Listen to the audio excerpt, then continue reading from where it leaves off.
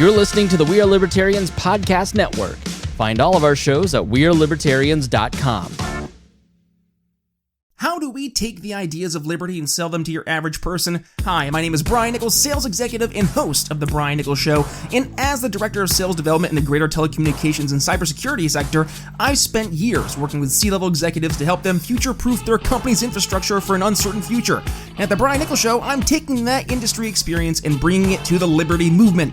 Each episode of The Brian Nichols Show features conversations with leading voices in their respective fields of expertise, ranging from CEOs to economists, elected officials, professors, and more. And instead of focusing on libertarians being right, we're teaching the basic fundamentals of sales and their application in the world of politics, teaching you how to ask better questions to help change people's minds. So, where can you find the program? Head to briannicholsshow.com or search your favorite podcast app for the program and then hit that subscribe button to get 3 phenomenal episodes that'll make you a better advocate for liberty today. Do you like to listen to podcasts about insider political information, deep dives into the libertarian philosophy, and futile arguments over the non-aggression principle? Then Gingerarchy is not for you. I'm Tricia Stewart-Mann, and on Gingerarchy, I have fun conversations and interviews with my liberty friends that are at the top of their fields and putting principle into practice through libertarian philosophy. This is not a stuffy philosophy podcast where people simply talk about principles. You're going to hear people living them out and will hopefully be inspired to do the same. Subscribe now in your podcast app or find it on gingerarchypodcast.com.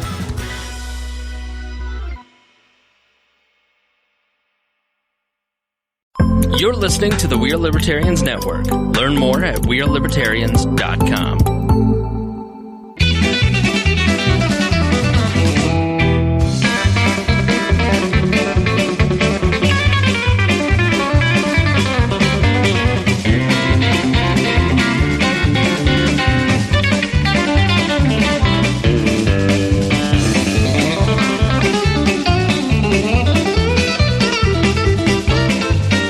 Welcome to the Boss Hog of Liberty podcast. This is episode number 198 of East Central India's favorite podcast.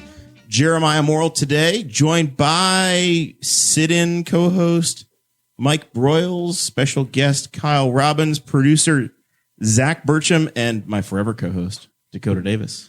Today's episode features the four of us, and we're going to be talking to you, first of all, about some politics, which is going to be our new stimmy bill. The Biden bucks are going to be coming into your bank account here shortly. Then we're going to be talking to Kyle Robbins about racing, how he got started in racing in the city of Newcastle, and the USAC Silver Crown Series. And did I pronounce that wrong? I'm just reading off the list that Jeremiah gave me. That's funnier than vaccine. Then what? They call it USAC. Yeah. Oh. USAC? The United States Office. I said USAC. USAC. Yes. That's still an I've never heard it abbreviation. called that.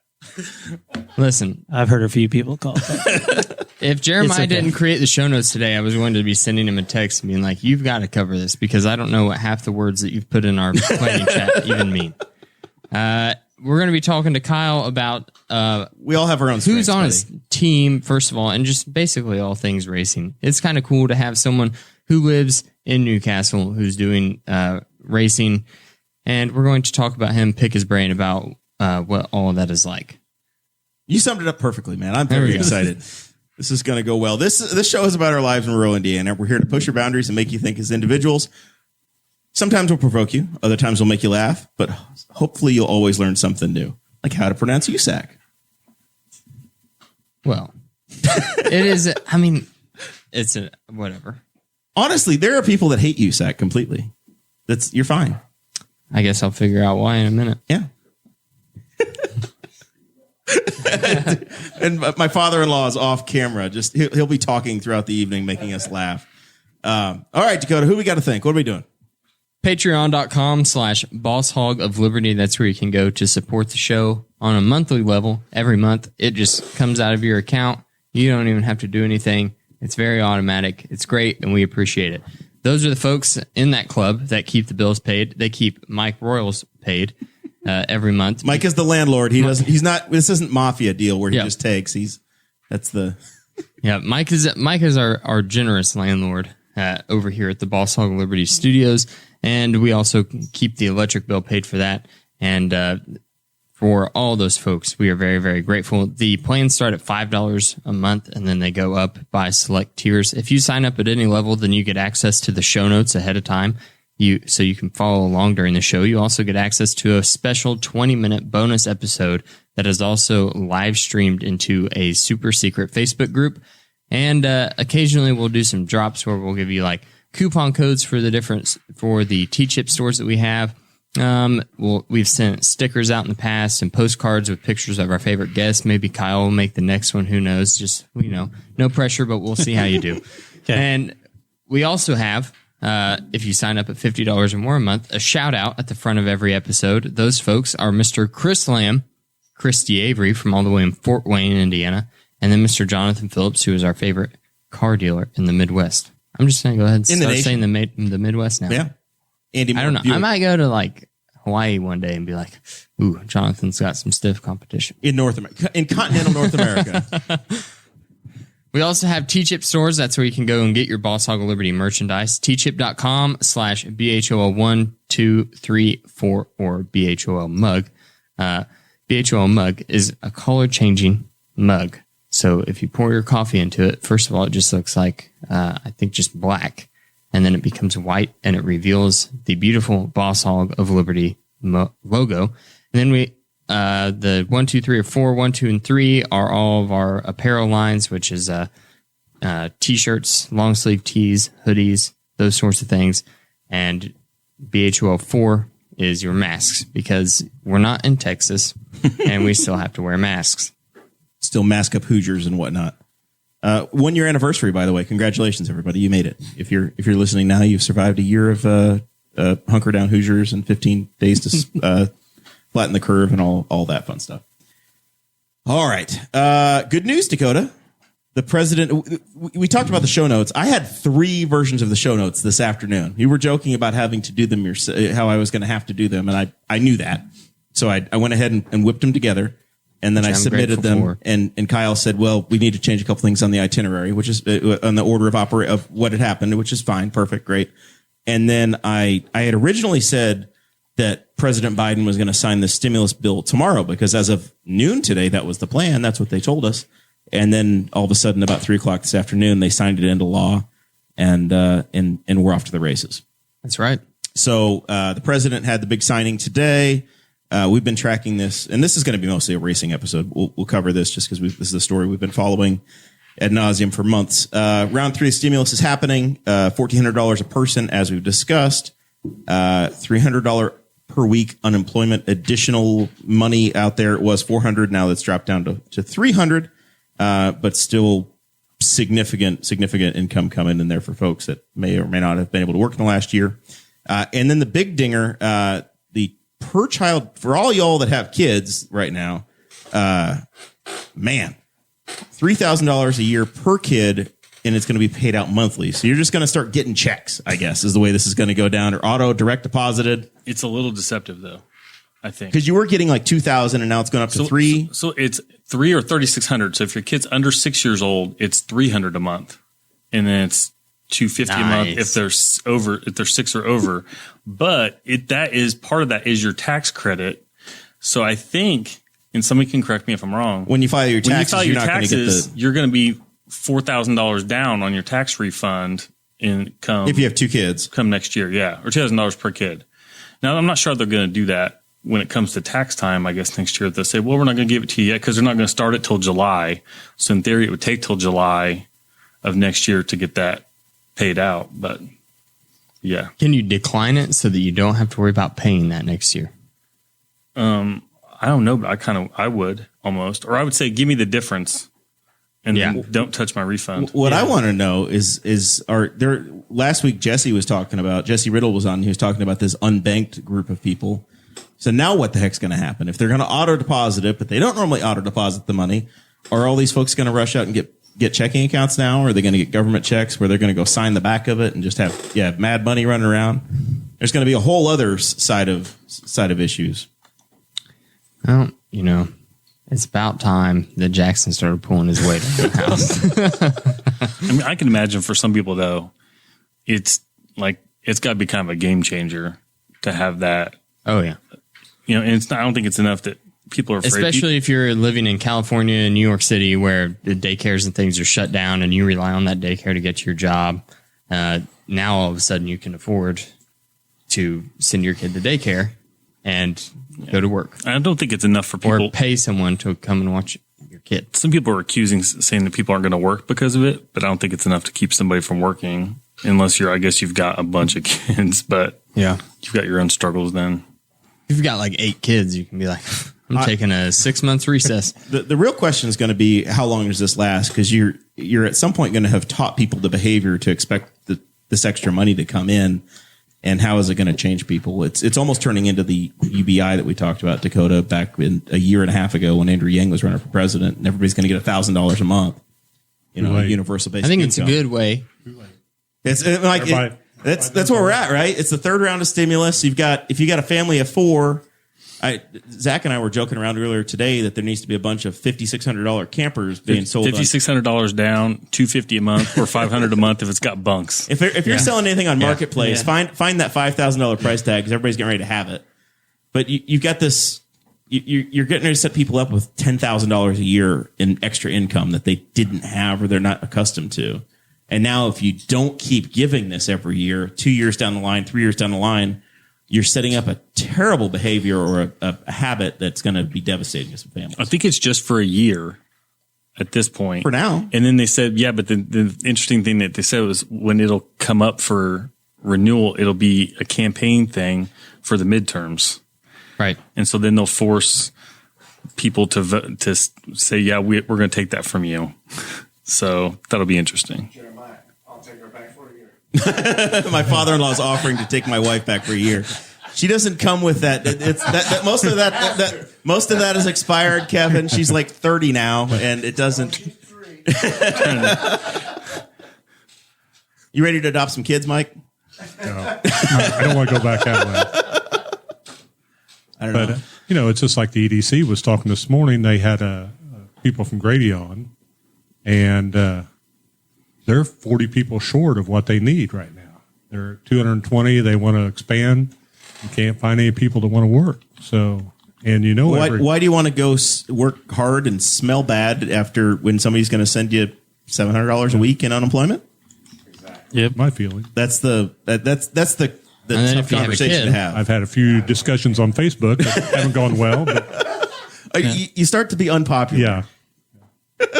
Yeah, we have the same problem at the machine shop. Young kids don't seem like they want to work anymore. Those are good paying jobs. I mean, you'll get them for 6 months and then they'll be like, I found someplace else and out the door. Yeah.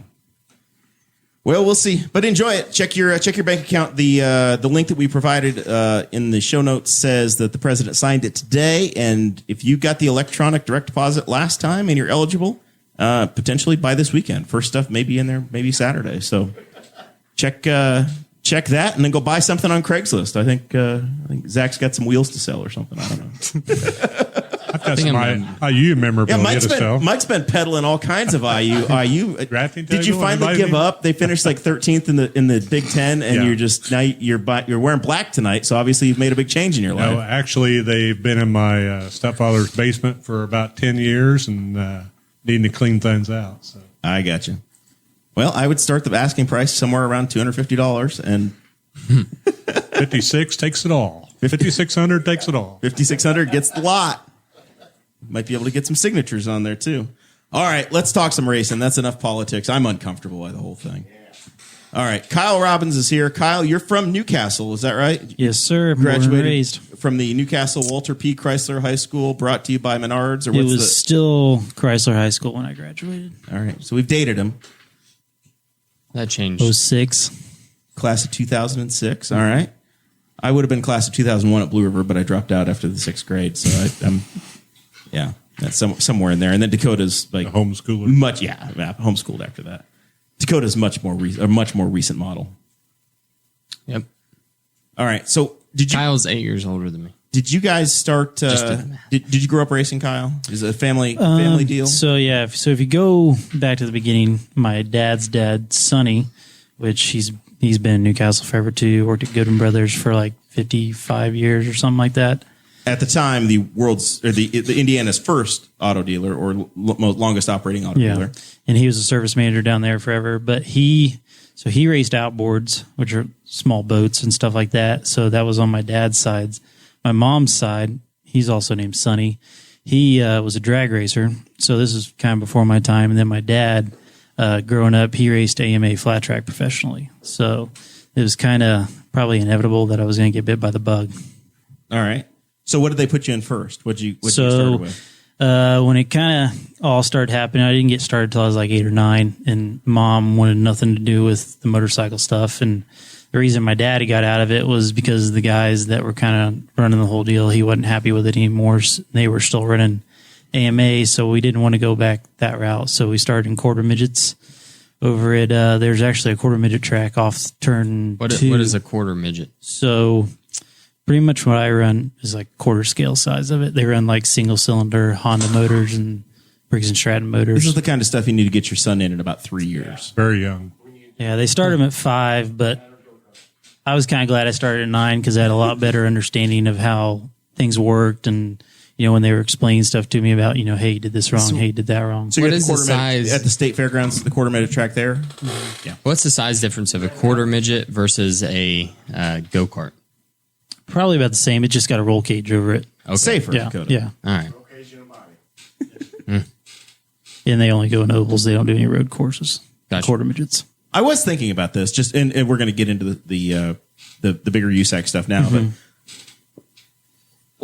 you guys are incredibly versatile in the series you're in now. What if you guys did run some road courses?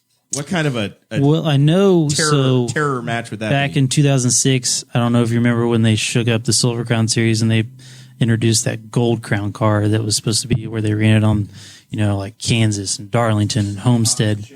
I saw a video from a couple of years ago. They actually ran one of those cars at a road course. I want to say it was Aaron Pierce that drove it. Really? Yeah. But it wasn't an actual race. They just took it out someplace and played around it for a shakedown. Now those are $100,000 paperweights. So you started racing quarter midgets, and then at some point you got out of the car and started working on some other teams, or did you? Is this all happening in parallel? No. So let's say started when I was 8 or 9, running quarter midgets and ran. You can run those till you're 16. And we ran those till I was 16. Then you're running against 5-year-olds? No. Yeah.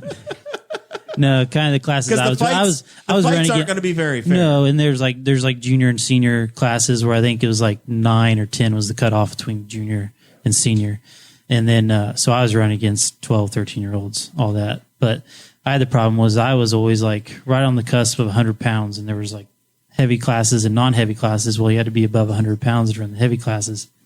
Well, when I couldn't ever break that barrier, it seemed like, so I was always like 20, 30 pounds heavier than all these kids that were 2 or 3 years younger than me. So yeah, it's kind of I think it was finally about like 7th grade. I finally got You needed more Burger King. I know. Well, yeah, trust me, I was trying. He's the race car driver trying to make weight the other way. Yes.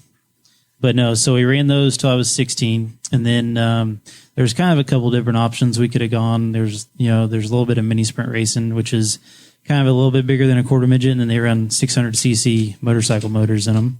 And then the USAC at the time was coming out with the series they called the Ford Focus series, which was taking a pretty much Ford Focus engine out of a Ford Focus car, sealed. And there was a guy out in California, I think, that was kind of hopping them up, putting a different injection on them, different ignition.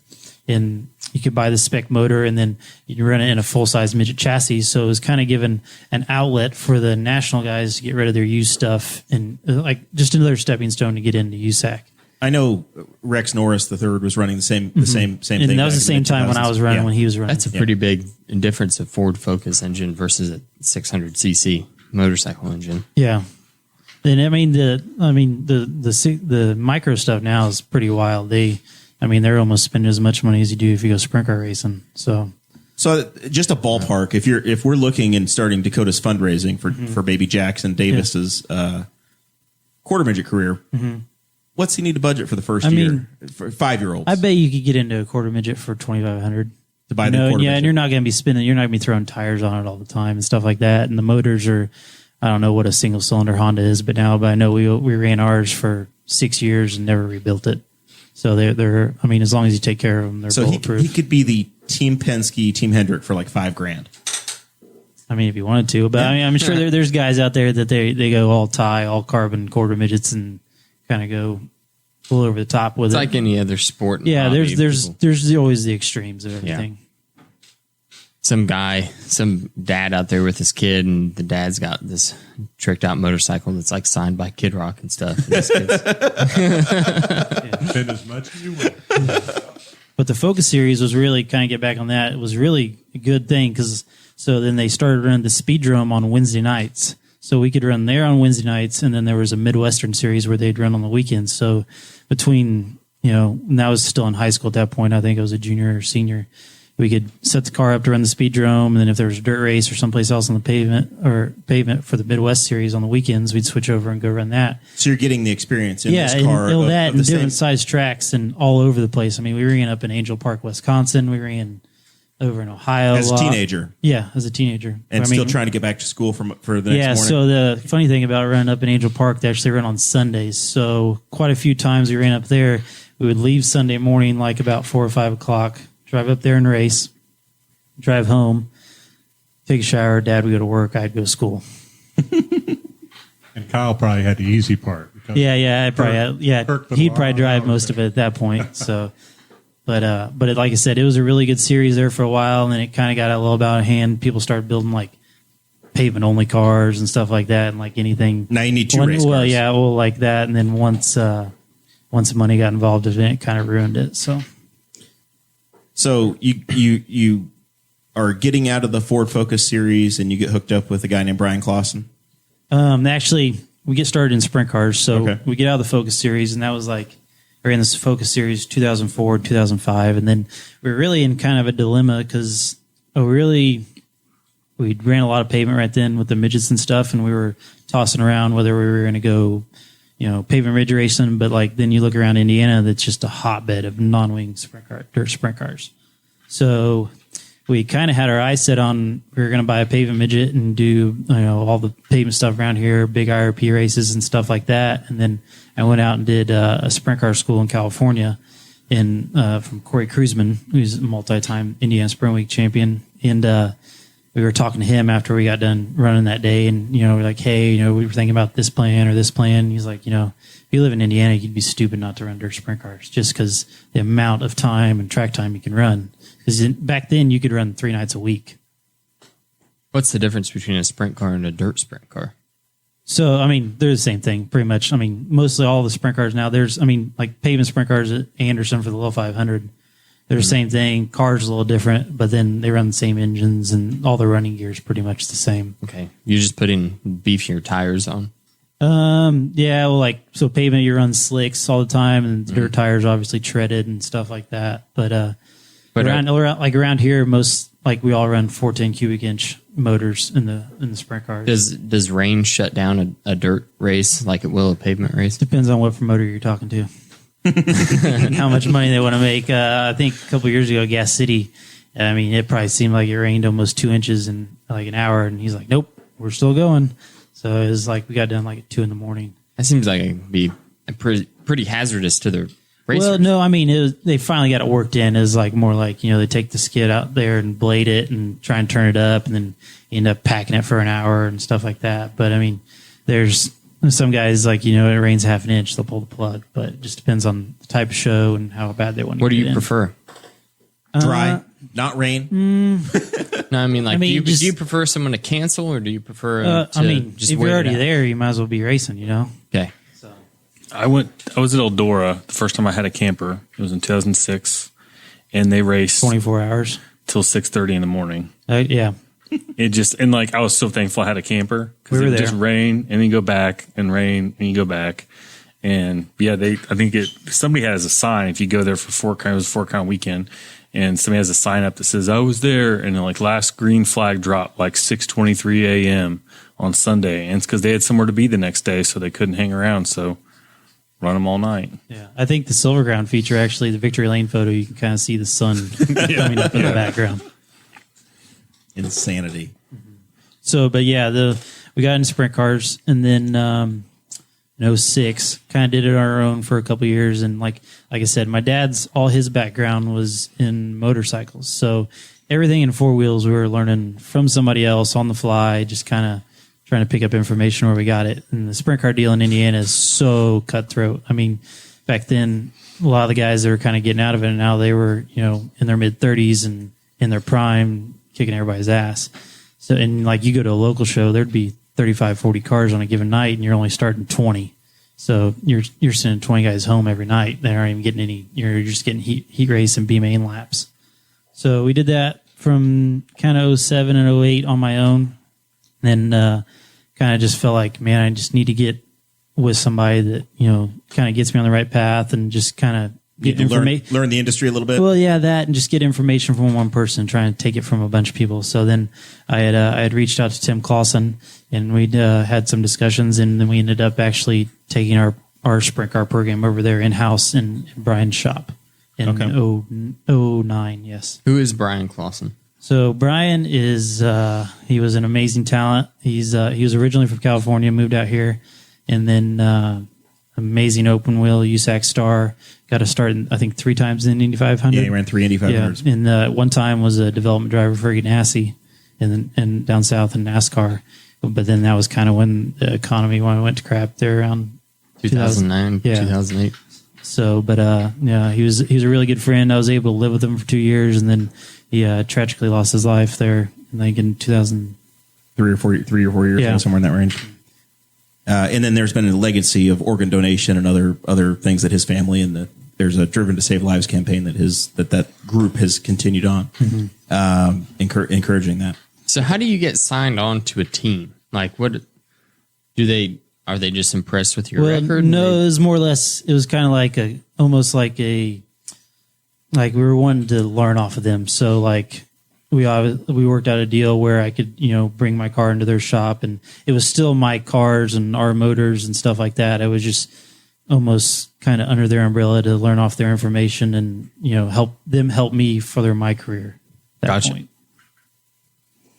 So you got to spend a couple 3 years with that group. 4 years. And like I said, we started off where we were running our own stuff. And actually 2009, when I got my first win, it's a pretty cool story. So, excuse me, but, we ran, I don't know, 20, 30 races probably before sprint week. And with that time, we only had one car and one motor. And we kind of timed out where we were going to get our one motor refreshing before sprint week. So we took it out a couple weeks before. And we were kind of hanging around the shop. And it was like the week before sprint week was supposed to start. We came back from lunch one day, and Brian had a couple engines for his team at that time. And we came back from lunch, and goes over and rolls this engine over in front of my car. I'm like, dude, what are you doing? He's like, he said, we're going racing Gas City Friday. I'm like, in my car? He's like, yeah, put it in. So we ended up spending the rest of the week putting that engine in my car, and then you were just going to be down waiting. Yeah, we weren't going to go back to the next week when Indiana Sprint Week started.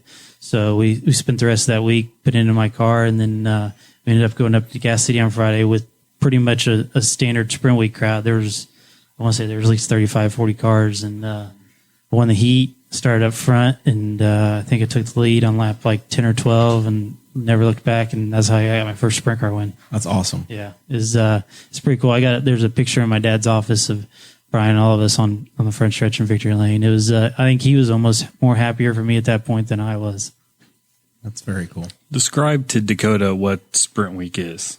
So Sprint Week is in Indiana. So there's like right now, if I list off, there's a track in Gas City, Kokomo, Putnamville, Bloomington, Paragon, Evansville, and Terre Haute. So in the latter part of July, in a span of like 10 days, you run all those tracks. It's just a traveling circus. Yeah. Oh, wow. So like the first weekend, like the way they have it broke up now is like you run Friday, Saturday, Sunday. It usually goes like Gas City, Kokomo, Lawrenceburg. And you'll have Monday, Tuesday off, and then you run Terre Haute, Putnamville, Bloomington, Hobstop. And just boom, boom, boom, boom, boom. So Eastern Indiana, then Western How Indiana. beat are you at the end of that week? Not too bad. I mean, you're wore out. You try to. I mean, at that point in July, if you're running sprint cars full time, you're conditioned to that point. You're usually running 2-3 nights a week already, anyways. Oh, okay. So it's. I mean, the heat sucks. Indiana in July is probably not the most funnest place to be. But wearing a fire suit. Yeah, fire suit, sweating your butt off. But They don't have AC in those cars? No, not at all. No air control. But They don't even have a starter. They have to get push started. Well, the Silver Crown cars do. Well, But that's later in the show. But yeah, so Spring Week's pretty grueling. your sprint car at the Yeah. you're getting Yeah. bump started, right? Yeah. Four Yeah. wheelers, whatever. Yeah, drive shaft runs right between your legs. you meet people from all over the country. I mean, spectators. Yeah, and that's coming what, in like I from- said, it's like a traveling circus. There's, Multi-state. I mean, people with campers and fifth wheels that, as soon as you're done loading up and going on, they're loading up and going to the next one with you. My wife's grandfather, that was his favorite week of the year. And he got a truck camper, and he was gone for the week. And that was where he was at. Just followed it wherever he went. Then Kyle was talking about the Brian coming from California. I mean, it's amazing how many sprint car drivers are from out of the state that come because so many tracks here in the state. Mm-hmm.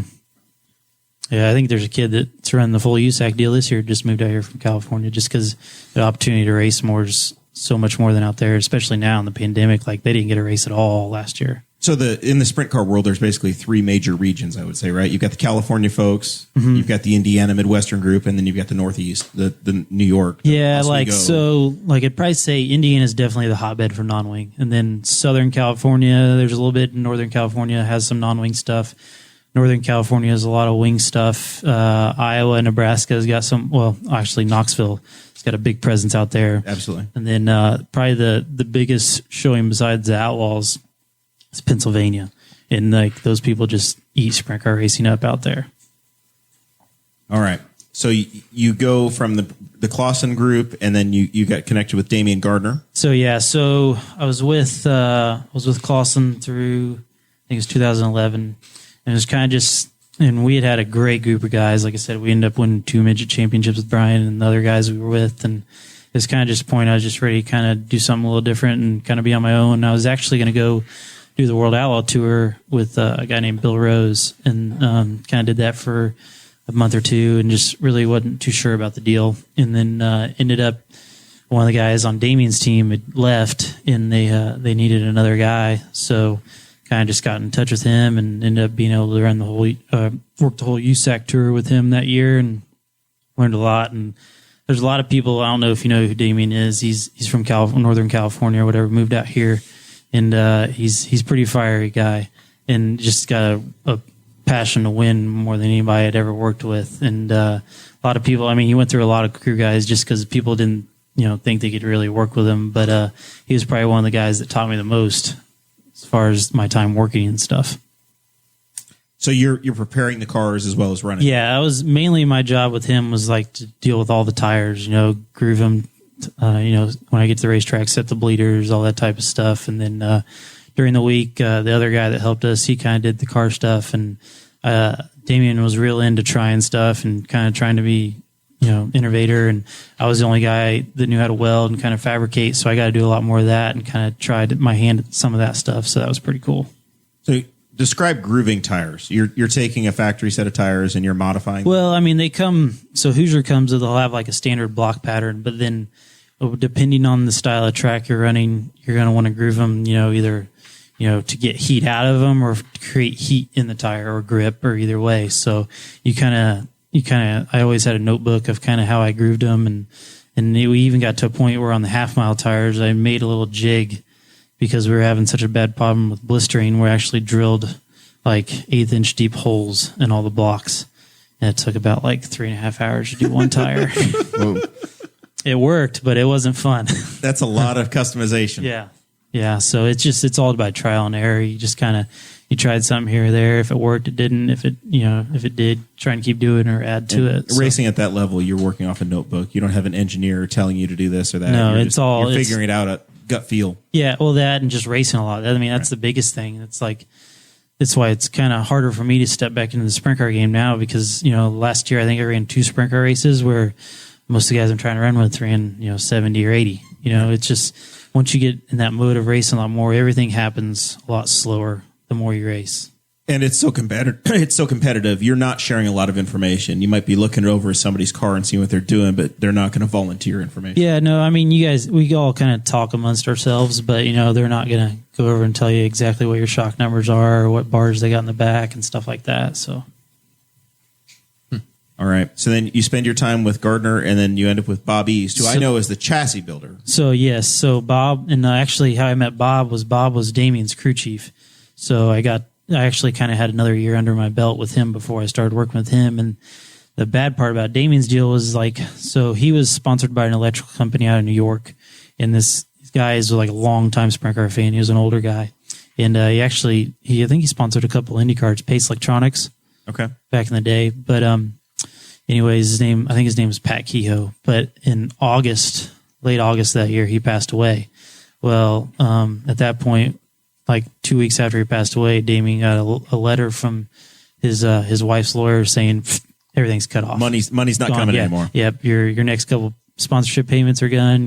And because my check, actually, I was considered an employee of Pace, so that's where my paycheck came from. So that went away, and so we kind of had to scrape. And luckily, he was very smart with how he spent stuff, because Pat would actually supposedly gave him bonuses for staying under budget. And he was just a very smart and methodical how he ran his race team. So luckily, we were able to finish out the year and stuff like that. And then at the time, Bob still had his midgets in his pavement sprint car, and he needed somebody to come work on them. So kind of just transitioned into that.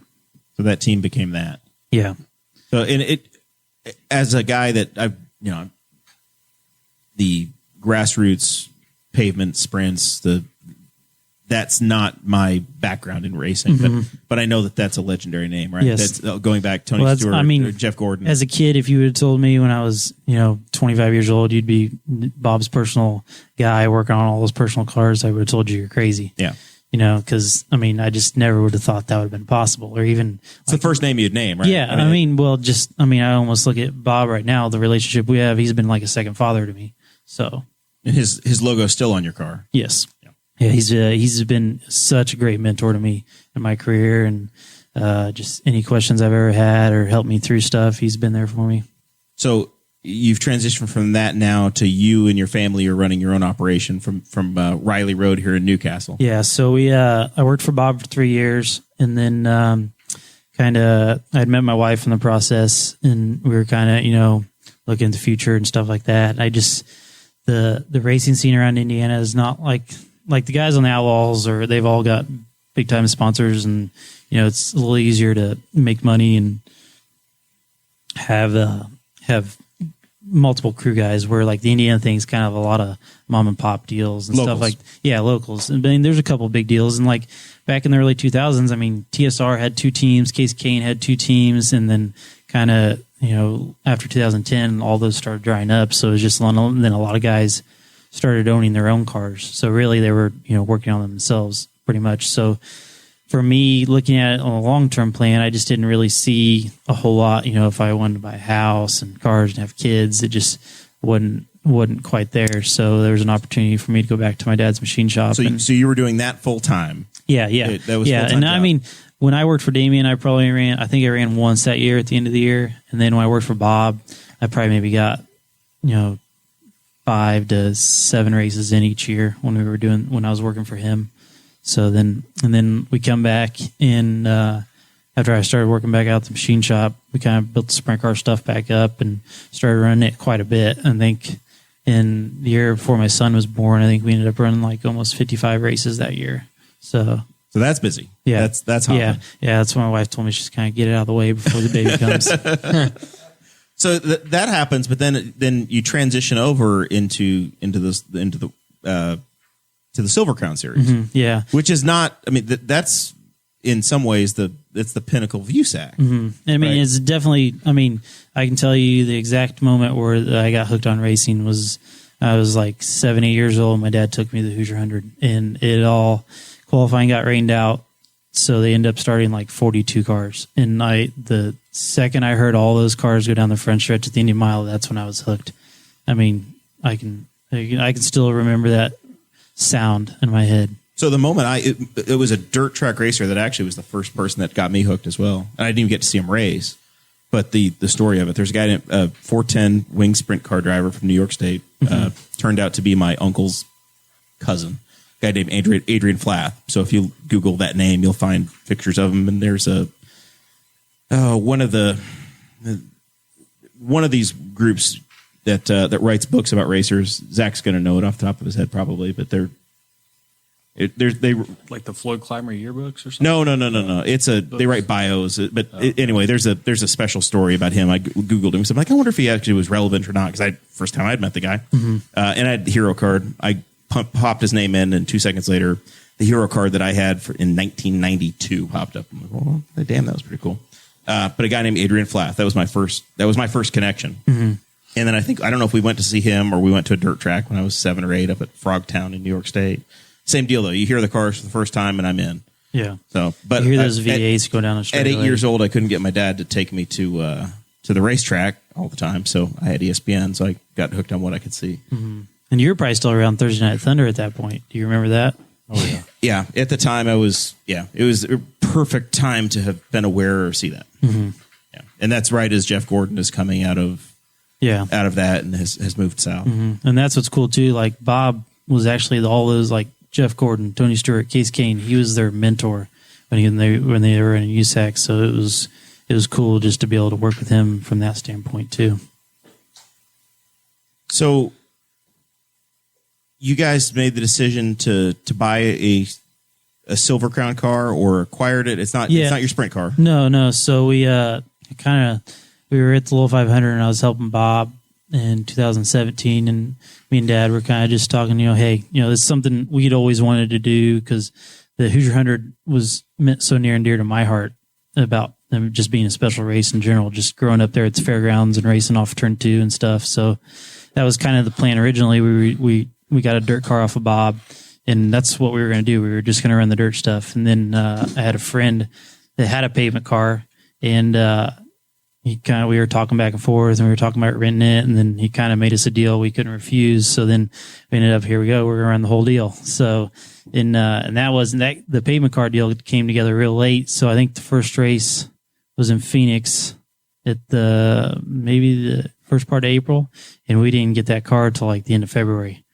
So, and it was pretty much ready to go. We didn't do a whole lot to it, but going to Phoenix International for your first Silver Crown race was a pretty eye-opening experience.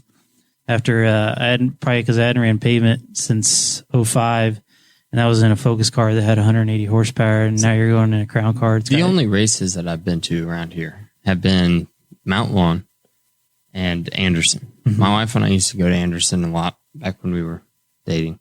Tell me what the difference is between a USAC race and something that I just go watch on a Saturday night in Anderson. I guess I would say it's a little bit more professional.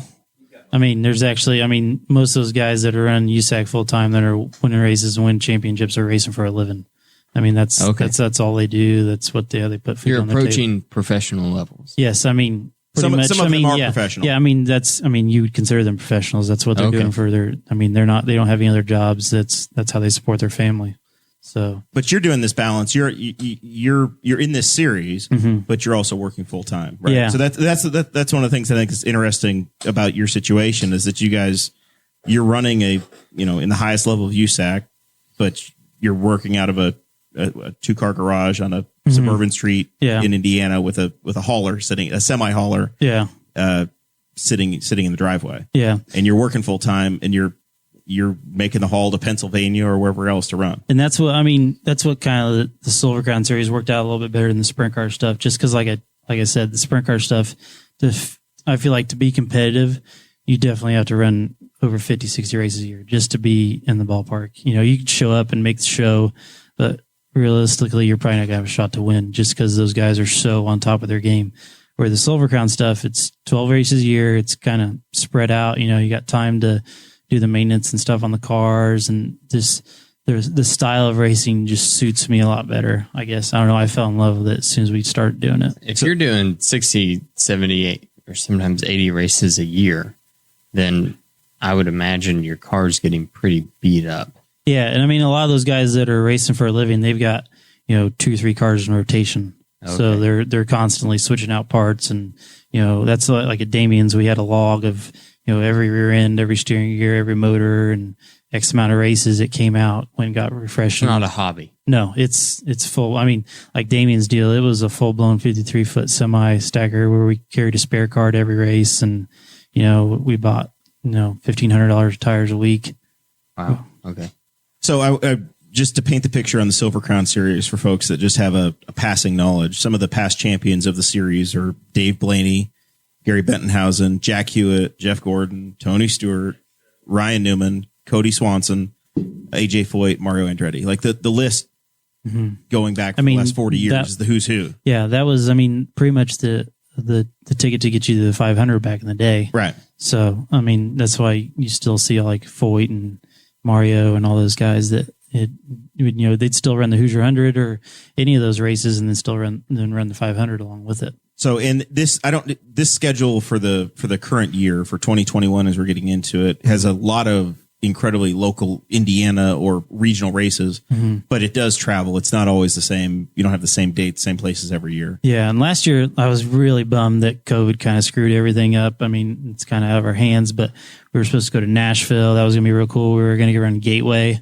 and, St. Louis area. Yeah. I'd been there to see the Crown Cars once and it was pretty insane to see him go down the straightaway there, as big as that place is. So for locals here that want to see some races that you'll be in, Winchester is your first race in April. May 9th. Is it May? Okay. Yep. Lucas Oil Raceway, which is O'Reilly Raceway, IRP out on the west side of Indianapolis. Those are both pavement. Winchester's high banked. IRP is a little bit flatter. And then the Indiana State Fair, which has been eliminated like 3 times, but you're going to run there again. Yeah. So this is, I think, the 3rd annual Last Hoosier 100. So, but because I think it was 2 years ago that they told us that the fairgrounds and the horse people had struck a deal to, for some reason, put limestone on it because they felt like it was going to be better for the horses. So then we ran the last one, and then last year it wasn't even on the schedule. And kind of when all the pandemic happened, because we didn't even get to run a crown race till August. So, but from what I heard, the fairgrounds actually reached out to USAC because, they were shut down and they really didn't have any. Looking for something. Yeah, they didn't have anything coming in because there's no shows, there's no anything. So supposedly the fairgrounds actually reached out because it was supposed to be a collaboration between the casino and the state fair board because I guess that's where all the racing horses are kept there at the fairgrounds, that they were going to put all that or pay for that limestone to be put on.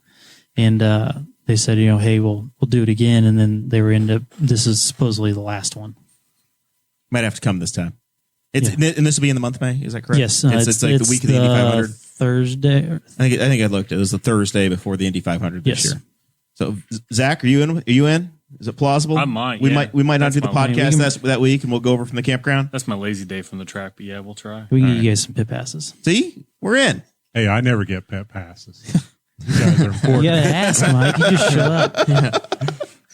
I think we might have to go. All right, and then Kevin can't go because he'll be camping. He's off here in the distance, and you're not invited. You're down. You're down in Cincinnati camping. Jeremiah has it. You have 7 dirt and 5 pavement races. Yep. Eldora. We didn't mention Eldora or either one of the other big crown jewel dirt races. Actually, we're in Eldora twice. So the first one's in June, and it's with Stewart and Everham's new series.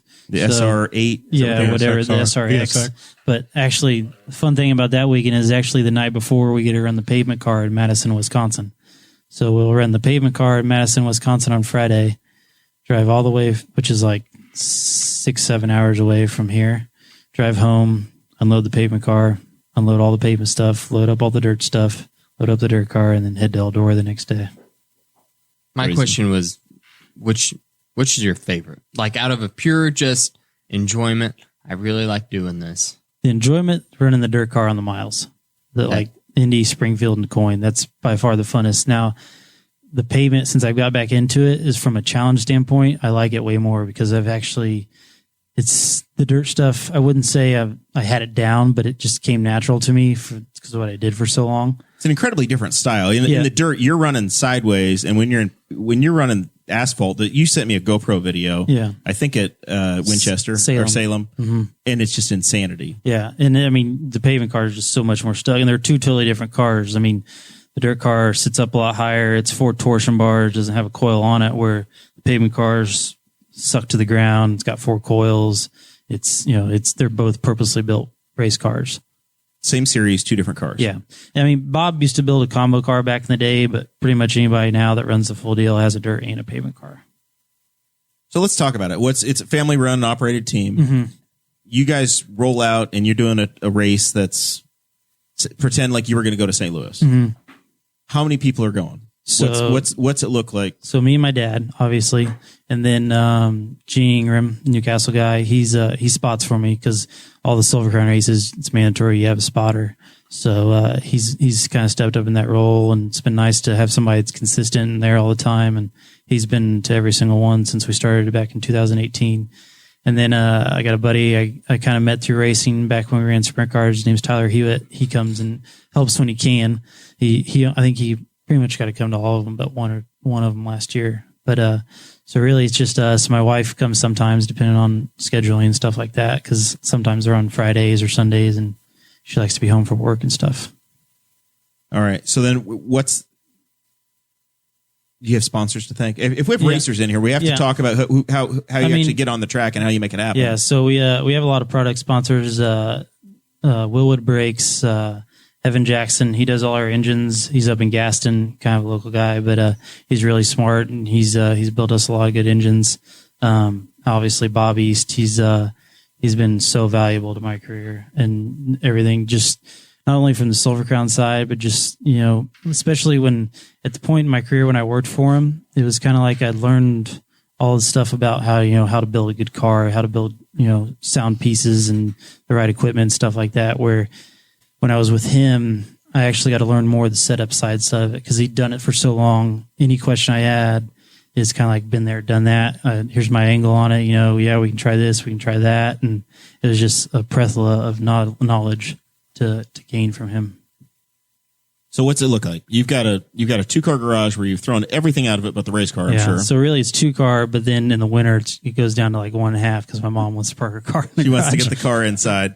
So you've got 2 race cars and countless motors. What's No, so like each car's got a motor, and then we've got a spare motor from when we originally bought the pavement car. We took that, the second year we had the pavement car, we kind of built it up and kind of went through it because really, like I think I told you, I think I traced it back. It's like a 2002, so it's probably almost like a vintage race car at this point. But it needed some updates, like we threw a new rear end in it and steering gear and stuff like that. So, and it had an older motor in it, so we kind of kept that aside for our spare and updated that program side of it. So, and I cut you off. You didn't mention the big name that's on the side of it. Magnum Machine Tool. Magnum Machine Tool of Henry County. Yeah. So, it's been cool to come back in the machine shop since I got there. Cause before when we were growing up racing, I knew how to weld. I took vocational school here at Newcastle, figured all that out. And I always kind of felt like, well, if I ever wanted to pick up a machine, Dad would always show me how to do it. And since I've come back in machining now, it's kind of cool because I can be a lot more creative. And, if I like the pavement car, I could never find somebody that made a bracket to bring the steering gear closer to me. So I'm like, well, we got some scrap aluminum out there. I'll, draw something up and figure out how to make it, and made my own steering bracket for that. And I've made a couple other parts for the dirt car and stuff. So it's cool to, take some from pen and paper and put it into reality. So are you selling these out of the back of the truck to everybody else now? No, yeah, I'm just making them for or these myself. are your competitive advantage? No, this is stuff I'm just doing for myself. You have made parts for other manufacturers. For their specs. we just finished up a run for, actually the Silver Crown cars were in a clutch. So, and Tilton used to do all the clutch stuff. Well, Bob kind of bought all the stuff out from them because they didn't want to handle it anymore. Well, he was down to his last casting, but to get around a castings made, he's got to have X amount, and he didn't want to pay to have X amount of castings made, so we just ended up making some billet housings for him for his clutch housings. So the cutting tool salesman just walked in the door here too. So the whole supply chain has arrived for the USAC series. He says he's got a call on y'all tomorrow. And they're machining some blocks out there for not for sprint cars, for drag racing. Yeah, there's a guy, Kent Redder, out of New York. He has small block Mopars that we're doing all the rough machining on for those too. So how many teams are there in this in the Silver Crown Series? Is it everybody? Same people show up at all 12 races? No, so there's a group of guys that just have dirt cars, and there's a couple guys that just have pavement cars. There's probably I'd probably say 15 to 20 maybe that have both, but there's probably a solid 15 that run the whole deal. So, But every race, you'll probably have 25. Yeah, and actually, I mean, like, so since they've kind of had to build it back up from when they had the Gold Crown deal, and then they kind of had another drop in car count when they kind of changed the fuel up a little bit. It kind of hurt cars, but they've since we've started, I think the first year the pavement car count was like anywhere between like 15 and 18. Last year we were up around like 22 to 25.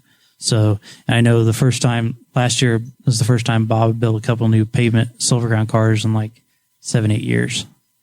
So we talk about on the show quite often that this show it pays a lot for itself. It would totally pay for itself if everyone listening to this right now would go to patreon.com/Boss Hog of Liberty. If your electric bills were cheaper. Yeah. I keep writing notes to the landlord. What does it take for a racing team like you have to pay for itself? I mean, the Silver Crown races, by far as from USAC's purse standpoint, they pay the best. I think it pays like $850 to start, and it's like the miles are all $10,000 to win, and the half miles are like $8,000. So if you run good, I think if you run the top 10, it's like $1,000 to $1,200. So by then you're getting close to paying for your rig's fuel to get to the track. Yeah, you're probably. I mean, like if you finish in the top 10, you're probably covering your tires and your fuel because I think that when you fill that thing up in the back with 75 gallons of methanol, that's probably about $350. So you got to fuel you've got a lot of expenses, right? Mm-hmm, yeah. You guys have to eat. You've got either you're staying in the truck or you're in and out in the day, but you've got truck fuel, you've got repairs, you've got the costs just for that series alone are just incredible to me. Yeah. Well, I mean, it's not, like you said, it's only 12 races. So like the guys that are running 60, 70 sprint races are probably spending, 3 times what we're spending. But, and it's not, it kind of stinks because, we do have to go to, Madison, Wisconsin for one race and come back, or, go to Phoenix for one race and come back. But the Silver Crown Series always has this, like, I don't know, feel to it. They're all big events, and that's another thing I like about the Silver Crown Series is it doesn't just feel like, okay, I'm going up to Gas City on Friday or I'm going to Anderson on Saturday. It's like, this is the Hoosier 100, before this is like the one race that rivaled Indy 500 as far as pay, When we went to Memphis, it was a 2-day deal. We went, and they gave us 1 day to practice, and then the little Memphis half mile. No, it's the big track. They used to run NASCAR. Yeah, the NASCAR truck ran there. Mm-hmm. Yeah. So back to whenever we were talking about like the quarter midgets and things, we were talking about how hard it was to compete against people who. If you were a person who just sunk $2,500 into this to get your kid a good, fun hobby to do versus a person that had a lot of money to blow and was spending $10,000 to $15,000, is that something that you experience in the Silver Crown Series? It's also all what you do with it too. You could have the best stuff money can buy, but if you don't know how to set it up or take care of your equipment and stuff like that, it doesn't mean anything. So that's where I feel very grateful that I've been able to work with the people I got to work with and learn the knowledge that I did, that I can apply that to my race team now and try to get the best results we can. I think Dakota's thinking about Jackson. These are the questions. You put him in one of those, and it turns out he's fast. I had a lot of fun drag racing on Jeremiah's wedding day, or go-kart racing. We were go-kart racing. Yeah. He's so new. We literally starting with Dakota from the very beginning here. Okay. He literally looked at the table and said, "Is that a tire or a wheel?" Sitting on the table. No, I didn't. I said, "That's a tire." And I went, "No, that's a wheel." We probably need to get him to a dirt race before we get him to a pavement race. How far away can your permission slip take you? Can you get to the Indiana State Fairgrounds? Permission slip? You got to abandon Audrey and Jackson at home. I was just thinking about. I had a hell of a lot of fun racing go-karts by Flying J. All I want to do is do that again. That's called Newcastle Motorsports. Probably if you're going to take him to his first race, it'd probably be better to take him to Eldora. Because that'd be he wouldn't really remember anything. It would be an eye-opening experience. Are we talking about you or Jackson? You. Yeah, you. Okay. Eldora is a great time. It's a fun place. Well, they voted, Dakota. Eldora. We're going to Ohio. It's close. It's probably as close as the state fairgrounds. I hear rumors of a pavement sprint car. Is there any truth to that rumor? Well, maybe, possibly. Well, that's a firm no comment, Mike. So there'd be an Anderson race for you too. Yeah, they've done a really good job. The guy that owns Anderson and Casey Kohler, that is the manager over at IRP, done a really good job about trying to bring pavement racing back, because I think USAC was still doing it in the early 2010s, and then it kind of just, the interest in it lost it, and they felt like the cost was getting too high, so they just kind of squelched the midgets, squelched the sprint cars, and it kind of really, the only pavement sprint car non-wing race around here was the Little 500 that kind of kept that alive. And this last couple of years, I think they've even had to bump people out at the Little 500. Anderson used to have the school buses. Yeah. What you got to do to be one of those guys? Do, yeah. So, carry your balls around in a wheelbarrow. speaking of Anderson, and it makes me think of do you guys have any sort of reality TV vlogging going on? I know the F1 guys have got the Driven to Succeed. Anderson had the HBO special. Yes. Is there anybody following the Silver Crown Series around, like in Dirty Driving? Since USAC hooked up with Flow, and I know you said you watch quite a bit on Flow. Kevin over here is Mr. Flow Racing. I steal his signal. I would preach to anybody for $150. It's the best bargain you can have. You can, especially since now they've got all 3 USAC series. They've got the All Stars. They've got, I think, the ASCS 360 series, and let alone there's a couple of local PA tracks. I mean, I think it figured it up last year for all the races. It ended up being like almost 50 cents a race or something. We turned on Flow, and Kevin's watching stuff from towns in California, Temecula, California, or something. Just. I've seen YouTube clips of it. Yeah. Those guys have balls. I was talking about the haves and the have-nots, and the interesting thing is Eldora is that they run now for Four Crown, they run World of Outlaws Friday night, and then Saturday night they run the 3 USAC series, and they all roll in Saturday, but they're not allowed in at a certain time. So you get to see all their rigs outside, like lined up, because they line up in the campground. And it's everything from, I don't think there's anybody that runs open trailers that I've seen, but just like a trailer that you can tell that they've been using since like 1985, and the truck matches. And then here comes Casey Kane Racing that's got a full semi that it would fit in at a NASCAR race. Mm-hmm. And somebody, I don't know who runs Toyota, but there'll be a Toyota rig. And they're like, the rig is worth more than probably what some of the guys' budgets are, but they're all competitive when it comes out. Usually it's, those guys aren't necessarily dominating.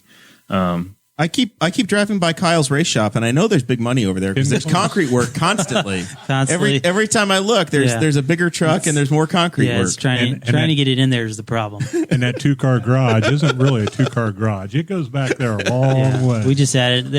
Last year we added another bay back. I was wondering if somebody got a patio. Well, yeah, mom got her patio, and Dad got another bay in the garage. So. But speaking of open trailers, thank God there's actually you don't live in Henry Township and you're in the city limits, because Comrade Darren Jacobs would be all over you. Well, guys I'm surprised we haven't gotten in trouble for that no semi sign on Riley Road. So that's a local delivery. I think you're exempt. Yeah, but speaking of open trailers, there's actually a guy from Iowa named Robert Bell that tows out to almost all USAC races on an open trailer.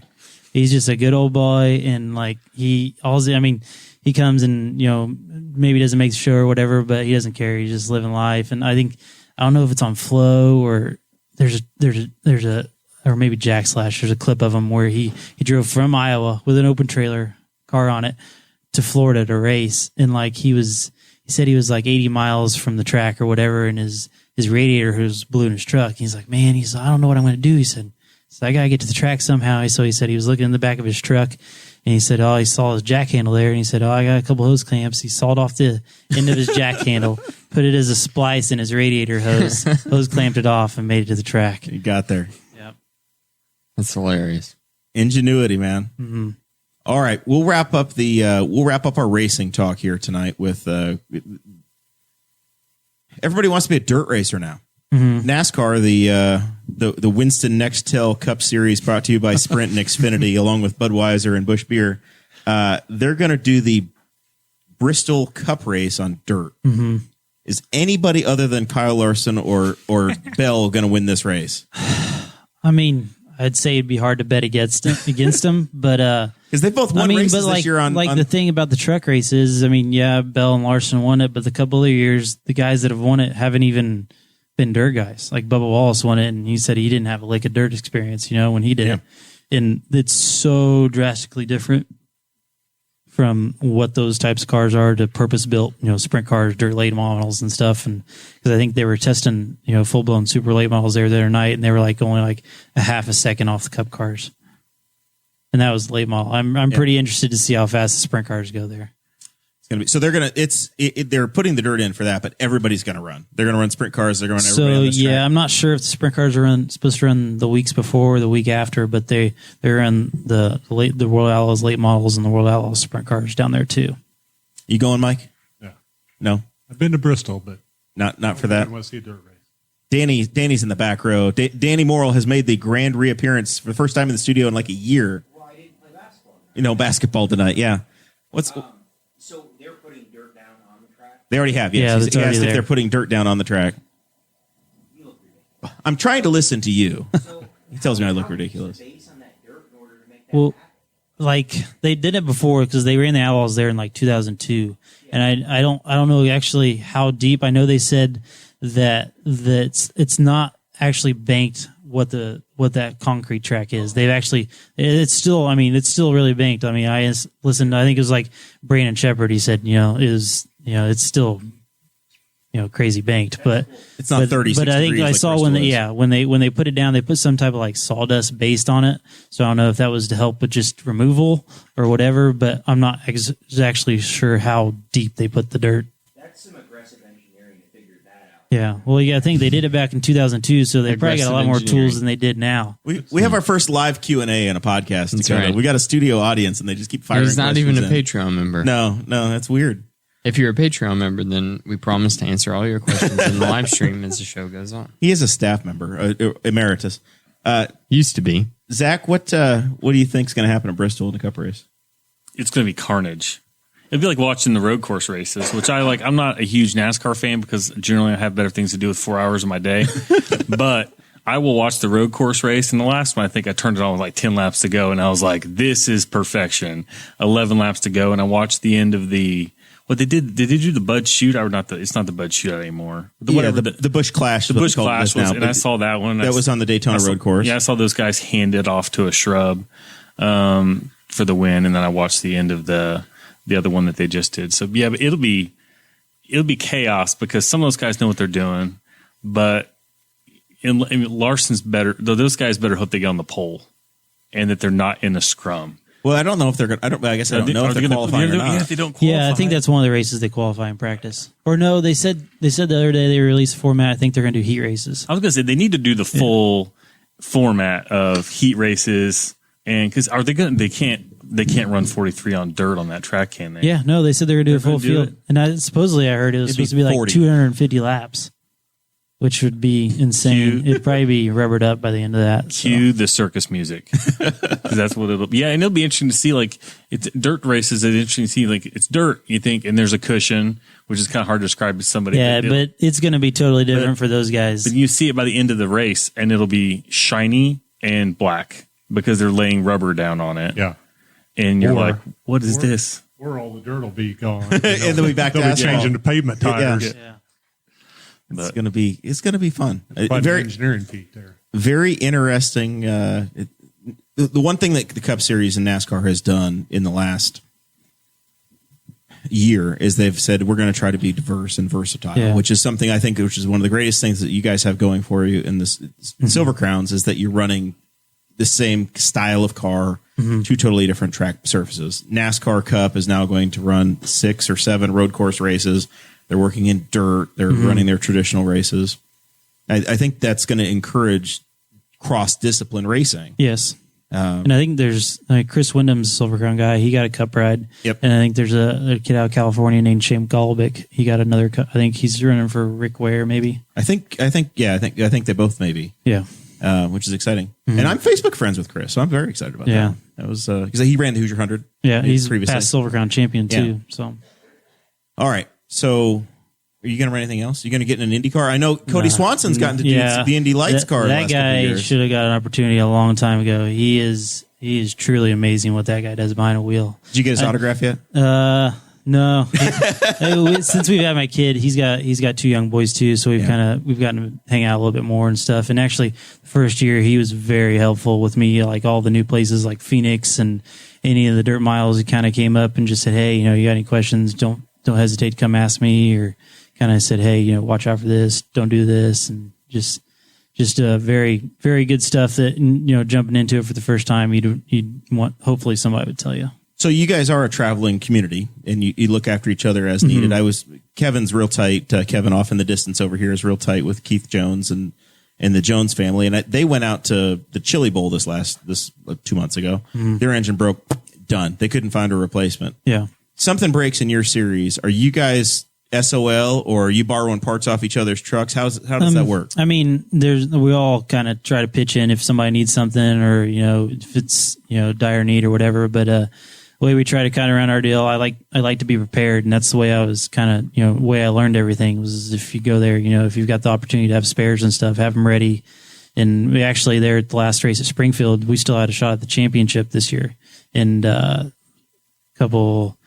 we'd made one run in practice, and I think we were like 6th or 7th quick. Felt really good about the car, and went out with about 10 minutes left, and the motor went boom. So that wasn't good. And changing a Silver Crown motor is about like changing a midget motor. There's no quick way about it because nothing's self-contained. All the oil lines are outside the car and stuff like that. So we got it changed in time, but the car was missing like about half the body panels, and they were getting ready to give the command to start engines, and we hadn't put but 10 gallons of fuel in, so we still had about 60 gallons left to put in it. So we made it, and I think we ended up starting 28th or something back there in the back, and we were up to like 16th, and I just made an error and kind of folded the front axle under. How important are the body panels on one of those? The mile actually, I don't really know how much aero is that important, but I know definitely at the bigger pavement tracks, if you don't have a sun visor, your helmet will almost try to rip off your head. Yeah. Crazy times, man. All right. We are at the point in the show where we start to wrap it up, do final thoughts. I guess we can take any last minute questions from the studio audience that's developed. Producer Zach, I think your mom sent you a note of something you're supposed to be doing. Yes. She harassed, she hunted me down, and I said, we're going to have Zach do this. Yeah. So there is going to be a virtual meeting on the 16th at 6 p.m. Discussing the districting or redistricting. So it's anybody that's in the community is talking about congressional districts, local political districts, redistricting. Yeah. So if you're interested in that and doing that, it's like I said, it's a virtual thing. Check with Beverly Matthews or Nate Lamar, and they both have agreed to share that information with their prospective parties. And so check with that if you want to do that. And like I said, that'll be the 16th at 6 p.m. Anything racing related we missed you need to cover? No, I mean, it's it's fascinating to see those cars. And then if you Dakota will probably get lost, but the technical part of them. And then I've seen sprint cars at Winchester, and they're on fast forward. It's the most bizarre thing ever. And it's kind of an odd thing to get in the technicality of them, because are the Silver Crowns 360s? Yeah. So sprint cars are all 410s. Silver Crowns are steel block 360s. Yeah. And so the sprint cars are in the middle on size, but they have the most obnoxious you see the horsepower, and you're this isn't right. They shouldn't be doing that, but I bet they're an absolute riot. So, but they are for good Eldora or something. And it's fun to see them all stacked up because you kind of get an appreciation of what they're all capable of. But yeah, go see some racing. And then Eldora, if you sit in the turns, you have to wear goggles because you get dirty. Get dirt in your beer. That happened to me at a Brickyard 400 where I wound up getting covered in tire rubber, and I never wanted to go back. That was a different race. That was Goodyear's fault. Eldora sells koozies that have a flap to cover the top of your beer. That's part of their merch. And you go to those races. Those are the most diehard fans ever. Now Mike's next up here, and I don't know what he wants to do to close, but you owe me a Kyle story because you promised it in the chat, saying that you were going to tell some stories about Kyle. Yeah, I know exactly what story this is.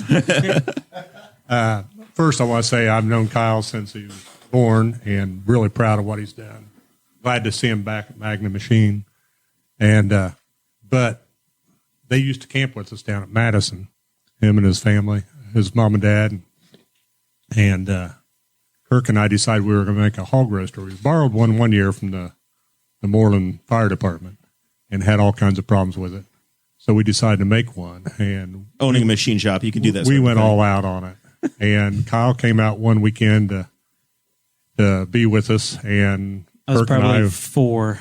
Yeah, Kirk and I were working away, and we couldn't figure out where Kyle was. And he was down by his dad's horizontal mill, and he had the die grinder wound up in his hair. Oh, no. And pulled a chunk of his head out too, I think. So Yeah. but yeah, Well, I saw my dad earlier that day. He had the air hose on it and blew himself off. Well, I didn't know that he changed it out with a die grinder and grabbed it and so we were very fortunate. they were on one end of the shop, and I think my dad said he heard me scream and got down there, and luckily it just ripped it out the roots. And I think when he got home that night, because the reason I was out there, my mom was pregnant with my sister, and he got home and was like, hey, Kyle had a little accident and everything's fine, don't worry about it. And my mom said she got up in the middle of the night and couldn't see. And then the next morning I came walking out of my room and turned around, big old bald spot on the back of my head. We were in a little bit of trouble there. How does it look now? Is your it's all hairline grown okay? back. Yeah. There wasn't a permanent bald spot. Yeah. Well, it'll come back in time. The other thing I'm really glad about, my wife and I went down to Lawrenceburg to one of his races, and we got in. They were practicing, and we walked down the front row there, and my wife kept grabbing the back of her head and said, "What is that?" I said, "That's mud." And I had a hard time getting her to go back to a dirt track for a long time, but did get her to go up to Gas City once. But once he switched to the pavement on the Silver Crown, she enjoys going. So we've enjoyed going to a couple pavement races. And been a fun time. And then we were talking about the sprint cars. Anderson is just amazing because they have so much power. I don't think they ever gain traction in the entire straight. I mean, they're just spinning the whole way around. If you ever get the chance to see 33 sprint cars start at Anderson, that is a sight that you can't see anyplace else. I've seen that. My problem is the damn day they run that race, Kyle. Because you've never been to the 8500, and I don't miss it. It's the day before. Well, the lifestyle I've led is that I have to get up at 3 a.m. to go get in line with the idiots. Like if you realize what I do that week, like we ran, like used to back in the day when we were growing up, they ran pavement sprint cars at Anderson on Wednesday. USAC, they'd run USAC sprint cars at Terre Haute on Thursday. They'd run the Silver Crown cars Friday. Then the night before the 500 midget race would be at IRP, and you'd have the little 500 at Anderson. Yeah. And then really, like you're all raced out by the time Sunday gets here, and you just want to listen to it on the radio. Just want to be done. I just sit and watch drunk people on Georgetown on Saturday night. That's pretty fun too. It's wildly entertaining. All right. So if people want to watch, jump on the if you got the show notes, the schedule is linked so they can see all 12 races there. Go to USAC or USACracing.com. And they've got all the schedules for, and like I said, if you're out anywhere, check out the midgets and sprint cars too. The midgets put on an amazing show. There's a lot of young kids in that group, and they're pretty wild and crazy. And I caught probably half the races this year with Kevin, either in a campsite or in his living room on Flow. So they've done real good at streaming. They've done an amazing job. They've really stepped up their streaming game and stuff like that, and all the content they're putting out. I know they're trying to do a couple like shop interviews and stuff this winter, and just they keep up in their level. So USAC's doing a great job. Are they sending their crew over to Riley Road? I don't know. I've talked to them a little bit about it. Like I said, we got to get back to a 2-bay scenario before we have a shop interview. So. We got to switch over. My boat is in the wrong garage too. I got to get from winter mode to summer mode, man. It's you got to get your mom thrown out of there. Yeah. Hopefully, well, it looks like it's supposed to stay above 40 degrees here, so I think we'll be okay. Very good. Dakota Davis, any more questions? I have nothing for Kyle anyway. I do want to say that, I made some stuff for Chris's wedding. He told me to bring it here. And this is our old producer, Mr. Chris Guffey. And I'm just going to say that if he doesn't pick it up next week, then it's fair game to anyone who wants it. I think what we should do is we should change the locks and just see how long it takes for him to notice. Just change the locks on the building. You had me turn around looking for Chris. I wouldn't recognize him if I saw him, I don't think. The centerpieces that I made for his wedding is sitting in the studio. And he also has some things that my wife made for his wedding sitting in the studio. And those were here like 6 weeks ago. Yeah. They've never been picked up. He He moved to Delaware County, and it may as well have been Delaware because he's gone. You said today in a Facebook post that he had new friends, but I didn't see any other friends at the bachelor party. I was just trying to be gentle for the audience. He literally told me on Sunday, he was like, yeah, Newcastle's a lot further away from Daleville than I thought it was. I'm like, everybody told you that, dude. Yep. Everybody told you. This is the way it was going to be. Goodbye forever. All right. That's enough of this. You guys are awesome. We appreciate Kyle showing up, Mike taking his time, everybody, the studio audience that gathered. This was great. Check out the USAC Silver Crowns on Flow Racing. We'll see y'all next week, and we're going to probably talk some politics then. Thank you for listening to the Boss Hog of Liberty, which is part of the We Are Libertarians Network. I am Chris Spangle, and I am the founder of this network, and I invite you to listen to all of our shows, which you can find at wearelibertarians.com or by searching for these in your podcatcher. The flagship show is the We Are Libertarians podcast, where we apply libertarian principles to current events. The Brian Nichols Show is a conversation amongst Republicans, Democrats, Libertarians, Independents, as they talk about what is happening in the news. And we have many other podcasts like The Chris Spangle Show, Upward, The Cost, Raw Audio Politics, Miranda's World, and Tad Talk, which is quite a ride. So check all of these out. Go to wearelibertarians.com and you can check out all of our great podcasts. Thanks for listening. Thank you for listening to the We Are Libertarians Network. Get our other shows at wearelibertarians.com. In the span of 2 years, podcast advertising has become a billion-dollar industry. Why? Changes to social media and search engines aren't getting the same results as they used to. And let's be honest, why would anyone want to financially support them? Plus, the loyal audiences of audio brands have a better return on investment. Need more convincing on that?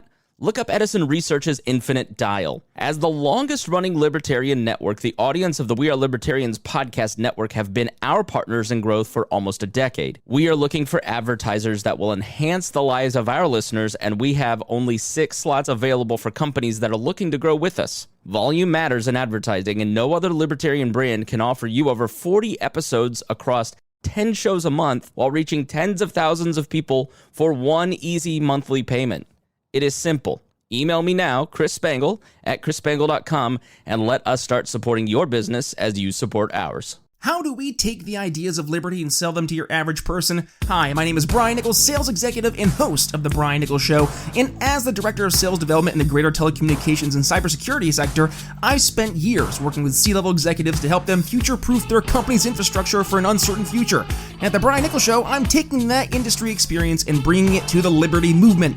Each episode of The Brian Nichols Show features conversations with leading voices in their respective fields of expertise, ranging from CEOs to economists, elected officials, professors, and more. And instead of focusing on libertarians being right, we're teaching the basic fundamentals of sales and their application in the world of politics, teaching you how to ask better questions to help change people's minds. So, where can you find the program? Head to briannicholsshow.com or search your favorite podcast app for the program and then hit that subscribe button to get 3 phenomenal episodes that'll make you a better advocate for liberty today.